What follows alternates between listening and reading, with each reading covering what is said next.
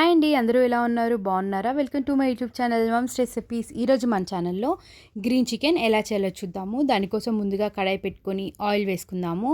ఇందులోకైతే spices, onion, పచ్చిమిర్చి, కరివేపాకు వేసుకొని బాగా ఫ్రై అవ్వనిద్దాము.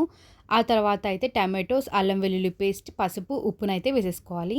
ఉప్పు అనేది మన టేస్ట్ని బట్టి మనం వేసుకోవాలి. అల్లం వెల్లుల్లి పేస్ట్లో నుంచి పచ్చివాసన పోయిన తర్వాత చికెన్ అయితే యాడ్ చేసేసుకుందాం. ఒకసారి బాగా మిక్స్ చేసేసి మూత పెట్టేద్దాం. ఒక 5-10 నిమిషాలు అయితే బాగా ఉడకనిద్దాము. ఆ తర్వాత మనం పేస్ట్ చేసి పెట్టుకున్న పాలకూర, పచ్చిమిర్చి పేస్ట్‌ని అయితే వేసుకోవాలి. ఆ తర్వాత కొంచెం కొత్తిమీరని కూడా వేసుకొని మిక్స్ చేసి మూత పెట్టేసుకుందాం. ఒక 10 నిమిషాలు ఇది బాగా మగ్గిన తర్వాత ఇందులోకైతే కారాన్ని కూడా యాడ్ చేసేసి మిక్స్ చేసుకుందాం.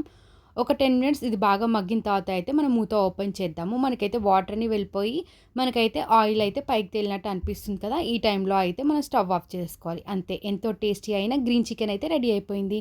Thank you.